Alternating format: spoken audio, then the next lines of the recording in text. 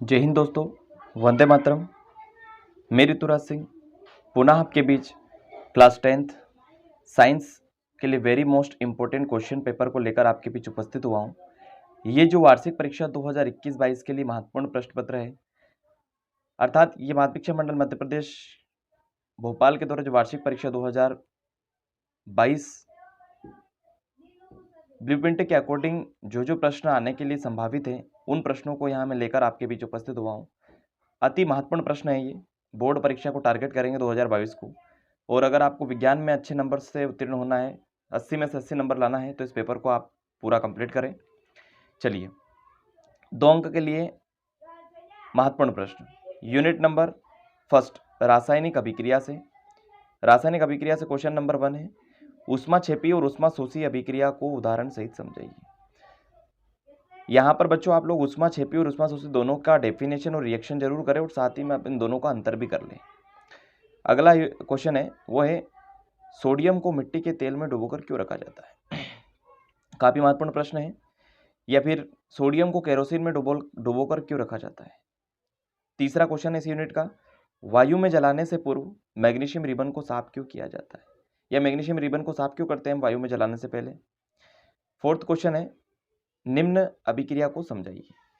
Redox अभिक्रिया क्या है, इसका डेफिनेशन और इसका रासायनिक इक्वेशन समीकरण। विस्थापन अभिक्रिया क्या है, द्विविस्थापन अभिक्रिया क्या है, संयोजन अभिक्रिया है।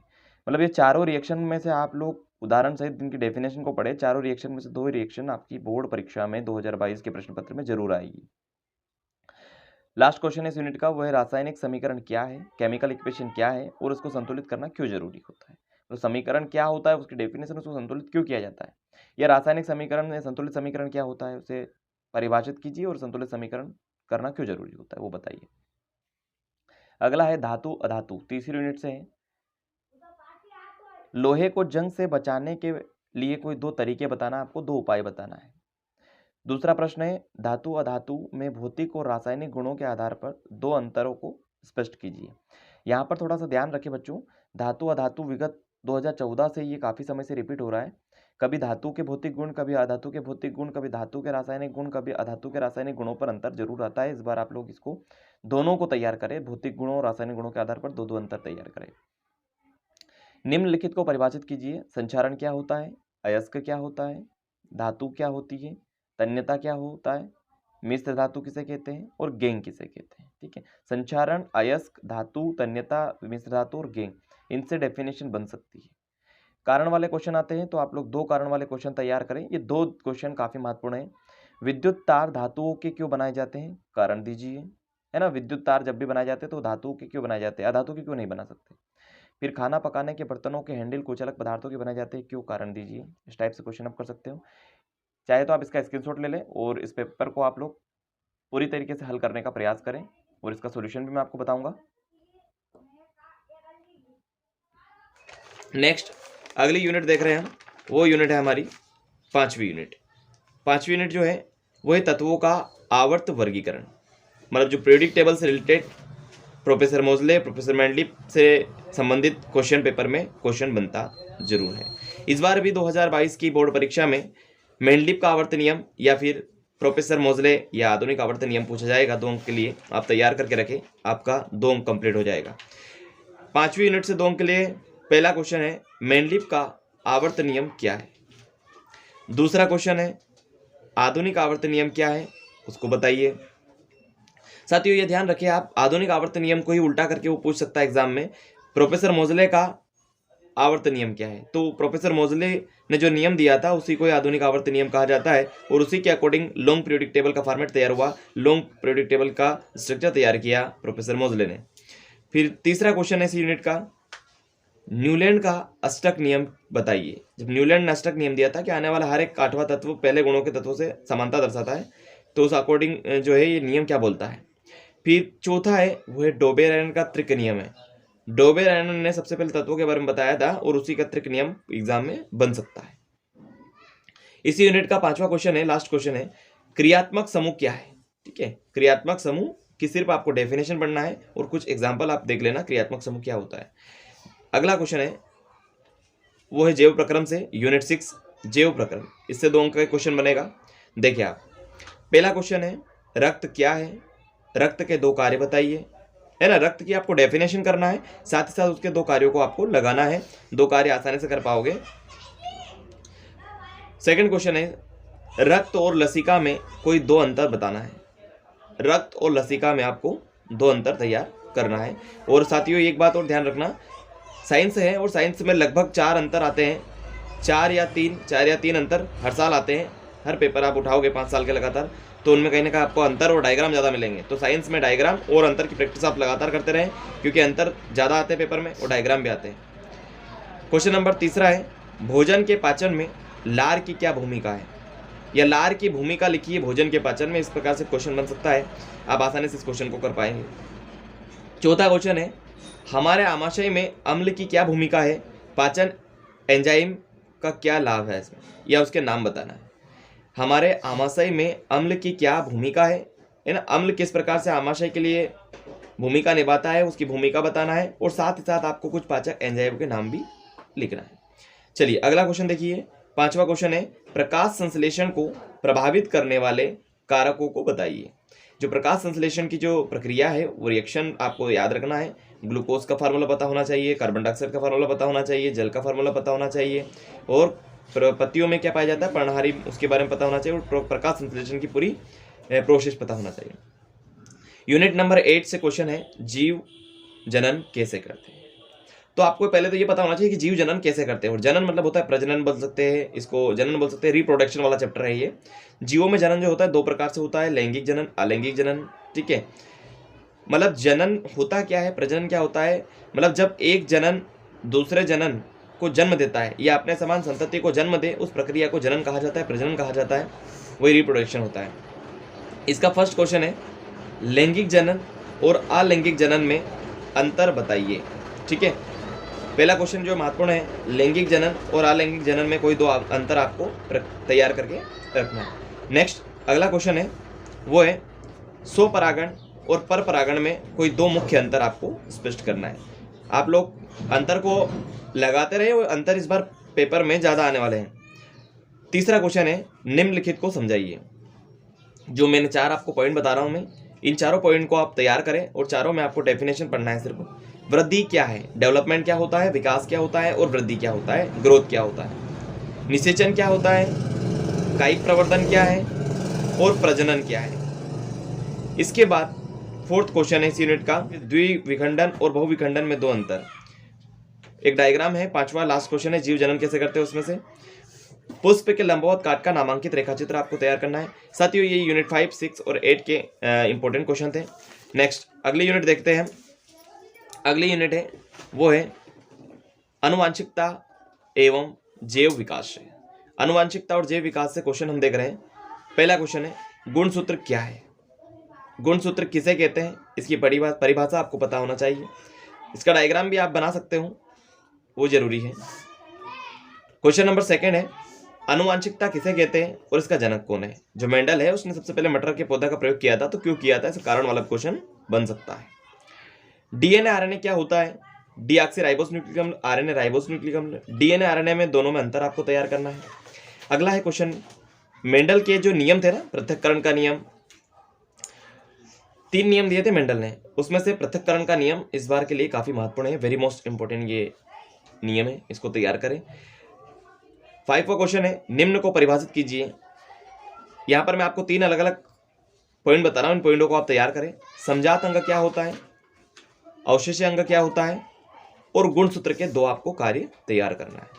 नेक्स्ट यूनिट है वो है हमारी यूनिट नंबर 10, प्रकाश का परावर्तन और अपवर्तन। साथियों ये काफी महत्वपूर्ण यूनिट है, जिसमें से आपको कुछ नहीं पढ़ना है। प्रकाश क्या होता है, प्रकाश के परावर्तन के नियम क्या होते हैं, अपवर्तन के नियम क्या होते हैं, दोनों के नियम हर साल कहीं ना कहीं बनते आ रहे हैं, और परिभाषा आपको पता होना चाहिए। चलिए फर्स्ट क्वेश्चन है प्रकाश के परावर्तन से आप क्या समझते हो, प्रकाश के 2 नियम बताइए। अब प्रकाश के 2 नियम, प्रकाश के परावर्तन के 2 नियम बताइए। आपतन कोण का मान परावर्तन कोण के मान के सदैव बराबर होता है। आपतित किरण परावर्तित किरण तीनों एक ही लंब पर स्थित होते हैं। अगला है उत्तल दर्पण अवतल दर्पण के 2 उपयोग आपको लिखना है। लेंस की क्या परिभाषा है वो आपको बताना है। लेंस की परिभाषा बताते हुए जो उत्तल है और अवतल है, इनके दो दो उपयोग भी आपको पता होना चाहिए। यहाँ से क्वेश्चन बना है हर साल कि जो वाहनों में पीछे का दृश्य देखने के लिए उत्तल दर्पण का उपयोग क्यों किया जाता है। दाढ़ी बनाने में, हजामत बनाने में, है ना, उसमें अवतल दर्पण का उपयोग क्यों होता है। अब लेंस क्या होता है, उसकी डेफिनेशन क्या होती है और साथ ही उसके क्या क्या प्रकार है। लेंस दो प्रकार का होता है, उत्तल और अवतल। लेंस किसे कहते हैं, दो पृष्ठों से घिरा पारदर्शी माध्यम जिसका एक या दोनों पृष्ठ क्या होता है, गोल होता है, उसे लेंस कह सकते हैं। अब कुछ परिभाषा है, लास्ट क्वेश्चन है इस यूनिट का। आवर्धन क्षमता क्या होती है, उसकी डेफिनेशन पता होना चाहिए। फोकस दूरी क्या होती है, गोलीय दर्पण क्या होता है, और लेंस की क्षमता। और इसका आप लोग थोड़ा सा मात्रक और देख लीजिएगा क्योंकि मात्रक भी काफी महत्वपूर्ण है। डायोप्टर मीटर इसका मात्रक है। नेक्स्ट अगला क्वेश्चन हम देख रहे हैं वो है यूनिट नंबर 12, विद्युत। अब यहां पर आप लोग विद्युत क्या होता है ये जरूर देख लीजिए कि विद्युत कहते किसे, परिभाषा पता होना चाहिए। पहला क्वेश्चन है विभव किसे कहते हैं, इसका मात्रक क्या है, इसकी यूनिट और इसकी डेफिनेशन आपको तैयार करना है, आपके 2 नंबर कंप्लीट हो जाएंगे। ओम का नियम क्या है, वेरी मोस्ट इंपोर्टेंट क्वेश्चन है, ओम का नियम क्या है और इसकी शर्तें। तीसरा क्वेश्चन है विद्युत शक्ति की परिभाषा दीजिए और इसकी इकाई भी बताना। चौथा क्वेश्चन है परिभाषित कीजिए निम्नलिखित में से किन्हीं दो को। विद्युत लेपन क्या होता है, विद्युत धारा क्या होती है और प्रतिरोध क्या होता है। और इन विद्युत धारा और प्रतिरोध दोनों का मात्रक भी आपको पता होना चाहिए। जो प्रतिरोध होता है इसका ऐसा ही मात्रक ओम होता है, विद्युत धारा का एम्पियर होता है। कहीं ना कहीं ऑब्जेक्टिव भी बनता है बेटा, ठीक है। नेक्स्ट 15 यूनिट है हमारी, हमारा पर्यावरण। पहला क्वेश्चन, पर्यावरण किसे कहते हैं, पर्यावरण संरक्षण क्यों जरूरी है। पर्यावरण के महत्व पता होना चाहिए बच्चों को, पर्यावरण संरक्षण के बारे में पता होना चाहिए। अगर आप लोग यहाँ पर पर्यावरण किसे कहते हैं, पर्यावरण संरक्षण को करते हो तो आपका एक सोशल साइंस का प्रश्न भी कहीं ना कहीं कंप्लीट हो जाता है। ग्रीन हाउस प्रभाव किसे कहते हैं, या कार्बन डाइऑक्साइड द्वारा सोखे गए प्रकाश के कारण वायुमंडल के गर्म होने की घटना ग्रीन हाउस प्रभाव कह सकते हैं। ओजोन परत क्या होती है, जो समताप मंडल होता है वहां ओजोन परत पाई जाती है, जो पृथ्वी की सतह से 32 से 80 किलोमीटर की ऊंचाई पर पाई जाती है, जो पृथ्वी के जीवों की रक्षा करती है। ये जो CFC क्लोरोफ्लोरोकार्बन है, दिन प्रतिदिन इसका उपयोग होता है, उसके क्षरण, इसके उपयोग से क्षरण होता जा रहा है, इसमें छिद्र होते जा रहा है। सबसे 1985 में अंटार्कटिका में पहला सिद्ध देखा गया। पारिस्थितिकी क्या होता है, खाद्य श्रृंखला और खाद्य जाल को बताइए। चलिए साथियों, ये हमारे थे 2 अंक के लिए क्वेश्चन। अब हम देखेंगे 3 अंक के संभावित प्रश्न। चलिए नेक्स्ट 3 अंक के लिए अति महत्वपूर्ण प्रश्न, वार्षिक परीक्षा 2022 के लिए कक्षा 10वीं विज्ञान के लिए 3 अंक के संभावित प्रश्न 2022 को जो टारगेट करेंगे, देखिएगा। यूनिट नंबर जो 14 है, 14 यूनिट है, ऊर्जा के स्रोत। ऊर्जा के स्रोत से 3 अंक के क्वेश्चन बनने वाले हैं। इसमें प्रश्न क्रमांक 1 देखिए आप लोग, सोलर कुकर का नामांकित रेखाचित्र बनाइए और सोलर कुकर के भागों को भी आप लोग देख लीजिएगा। सोलर कुकर का नामांकित रेखाचित्र बनाइए और इसके भागों का नाम। सेकंड क्वेश्चन है निम्नलिखित को परिभाषित कीजिए, मतलब निम्नलिखित की डेफिनेशन आपको देना है। पहला पॉइंट है कोक क्या है, मतलब कार्बन क्या होता है, कोक किसे कहते हैं। दूसरा है जीवाश्म ईंधन क्या है, जीवाश्म ईंधन की डेफिनेशन। तीसरा है नाभिकीय संलयन क्या होता है। साथ ही साथ आप बेटा इसमें ये और कर लीजिए, नाभिकीय विखंडन और कर लीजिएगा, नाभिकीय विखंडन क्या होता है। आदर्श ईंधन क्या होता है, एक अच्छा ईंधन क्या होता है, उसकी विशेषता भी पता होना चाहिए आपको। तीसरा क्वेश्चन है LPG, LPG क्या है, इसका पूरा नाम पता होना चाहिए, ऑब्जेक्टिव में भी काम करेगा ये। फिर LPG और बायोगैस में क्या अंतर है, LPG और बायोगैस में क्या अंतर है। चौथा क्वेश्चन है ऊर्जा के नवीनीकरणीय और अनवीनीकरण स्रोत बताइए। नवीनीकरण और अनवीनीकरण ऊर्जा के स्रोत की डेफिनेशन प्लस इनके एग्जाम्पल पता होना चाहिए आप लोगों को। पांचवा क्वेश्चन है अच्छे ईंधन का चुनाव कैसे किया जा सकता है, एक अच्छा ईंधन, आदर्श ईंधन क्या होता है और उसका चुनाव हम किस प्रकार करें, क्या क्या विशेषता होनी चाहिए उसकी, उसके बारे में आपको पता होना चाहिए। चलिए 13 यूनिट में देखिए आप लोग, विद्युत धारा के चुंबकीय प्रभाव। इसमें से 3 अंक का एक क्वेश्चन बनने वाला है। चुंबक क्या है और इसके कितने ध्रुव होते हैं। आपको फर्स्ट क्वेश्चन है चुंबक क्या है, उसकी डेफिनेशन और उसको कितने ध्रुव होते हैं। सेकंड क्वेश्चन है विद्युत धारा के ऊष्मीय प्रभाव से आप क्या समझते हैं, विद्युत धारा के ऊष्मीय प्रभाव की परिभाषा बताना है। अगला क्वेश्चन है विद्युत परिपथ का प्रयोग करते समय कौन कौन सी सावधानियां बरतनी चाहिए, रखनी चाहिए। तो जब भी विद्युत धारा का उपयोग हम करें तो हमको कौन कौन सी विशेष सावधानियों पर ध्यान देना चाहिए उसके बारे में क्वेश्चन बन सकता है। अगला देखिए 11वीं यूनिट से मानव नेत्र बिरंगा संसार। चलिए यहां से क्वेश्चन मैं आपको दे रहा हूं, वेरी मोस्ट इंपोर्टेंट क्वेश्चन है। मानव नेत्र का नामांकित आपको रेखा चित्र तैयार करना है, उसको बनाने के बाद उसके भागों के नाम भी आपको पता होना चाहिए। मतलब सीधी सी बात है, क्वेश्चन नंबर 1 बोलता है मानव नेत्र का नामांकित रेखा चित्र बनाकर उनके भागों के नाम बताइए। सेकंड क्वेश्चन है निम्न को परिभाषित करना है, निम्नलिखित को परिभाषित कीजिए।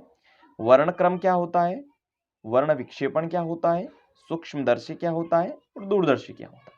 चारों की डेफिनेशन लगाना है, चारों में से परिभाषा बन सकती है। Very most important question paper है ये।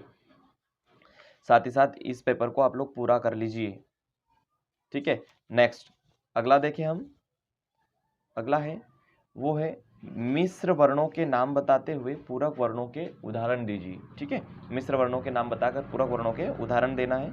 फिर तारे क्यों टिमटिमाते, कारण वाला क्वेश्चन है, तारे क्यों टिमटिमाते हैं, तारे टिमटिमाने का कारण बताइए। फिर यूनिट नंबर 1 जो है इसमें से भी एक 3 अंक क्वेश्चन बन रहा है। पहला क्वेश्चन है विकृत गंधता पर टिप्पणी आ सकती है। विकृत गंधता वेरी मोस्ट इंपोर्टेंट क्वेश्चन है ये, विकृत गंधता और संचारण वाला। सेकंड क्वेश्चन है ऊष्माक्षेपी और ऊष्माशोषी में कोई 3 अंतर स्पष्ट कीजिए। मैंने बताया आपको फर्स्ट क्वेश्चन में ऊष्माक्षेपी और ऊष्माशोषी क्वेश्चन काफी महत्वपूर्ण है, बनेगा सही सर 2022 के पेपर में आपको जरूर आएगा। फिर तीसरा क्वेश्चन है प्रबल और दुर्बल विद्युत अपघट्य में अंतर स्पष्ट कीजिए। चौथा क्वेश्चन है अभिक्रिया दर को प्रभावित करने वाले कारक बताइए कोई 3। चलिए स्क्रीनशॉट ले लीजिए आप सभी और इस पेपर को लगाने का प्रयास करें। चलिए अब हम 4 अंक के लिए क्वेश्चन देखेंगे। 4 अंक की संभावित जो यूनिट है उसमें से क्वेश्चन किस प्रकार से बन सकता है उसको देखिए आप थोड़े। 4 अंक के लिए क्वेश्चन ये रहे बेटा, और ये जो मैं क्वेश्चन पेपर आपको बता रहा हूँ इस प्रश्न पत्र को आप जरूर पढ़ लेवे, अच्छे से तैयार कर लेवे। इससे पेपर आपका वार्षिक प्रश्न पत्र 2022 का विज्ञान प्रश्न पत्र बाहर नहीं जाएगा। यूनिट नंबर 2 अम्ल क्षार और लवण है ना, एसिड बेस और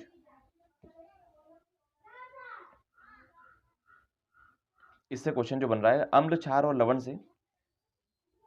पहला क्वेश्चन अम्ल और क्षार में 4 अंतर बताइए। ये वेरी मोस्ट इंपोर्टेंट प्रश्न पत्र है, इससे तैयार हो। अगर आप लोगों ने सभी प्रश्नों को तैयार कर लिया तो आपके पेपर में अच्छे नंबर आएंगे। अम्ल और क्षार से क्वेश्चन इस बार के लिए वेरी मोस्ट इंपोर्टेंट है और यही क्वेश्चन आएगा, अम्ल और क्षार में 4 अंतर बताइए। चलिए दो उपाय आपको दो उपयोग बताना है। सेकंड क्वेश्चन है निम्नलिखित के 2 उपयोग बताइए।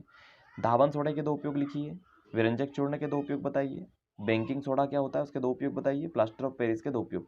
साथ ही साथ साथियों आप लोग धावन सोडा, विरंजक चूर्ण, baking soda, plaster of Paris इनके सभी के रासायनिक फार्मूले भी याद कर लेवे, आपका ऑब्जेक्टिव भी कंप्लीट हो जाएगा।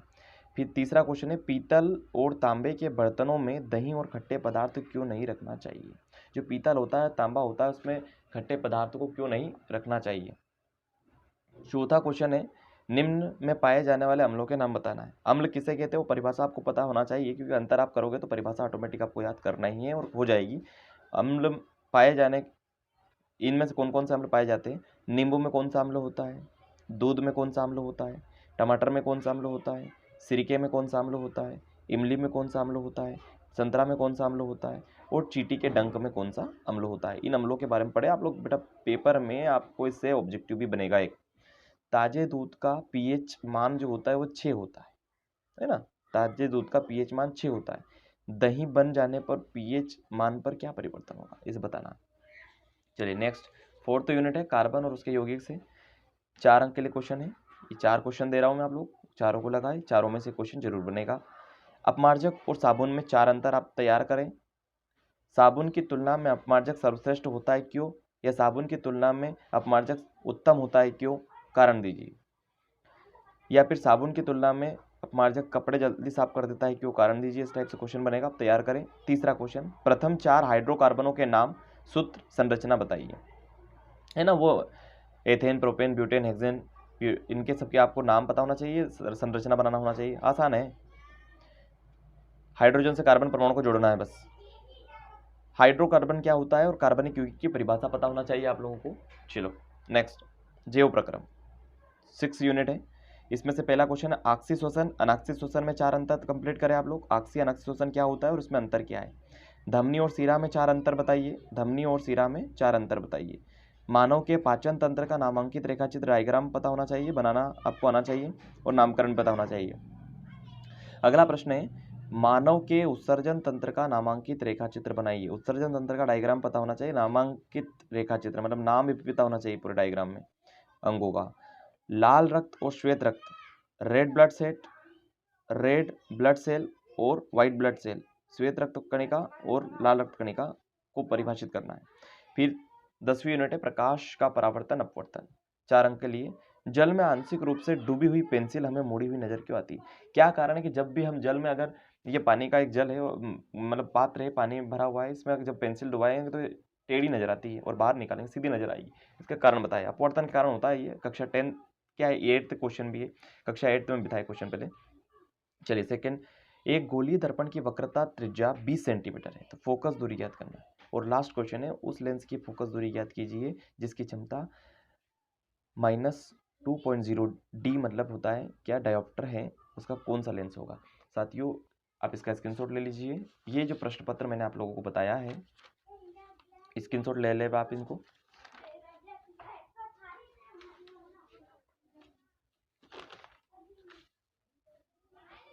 ये पेपर जो है काफ़ी महत्वपूर्ण है। मैं आपको बता रहा हूँ कि आप इस पेपर को अगर करते हो तो आप विज्ञान विषय में अच्छे नंबरों से उत्तीर्ण हो सकते हो, और आगे भी आपको सभी विषय संबंधित जानकारियाँ प्रेषित में करता रहूँगा। बोर्ड से संबंधित आपको पेपर मिलते रहेंगे। आपको प्रश्न पत्र अच्छा लगा तो अपने मित्रों तक, अपने दोस्तों तक, अपने जो कक्षा के साथी हैं उन तक इस वीडियो को प्रेषित करें और इस पेपर को आप तैयार करें। जय हिंद, वंदे मातरम।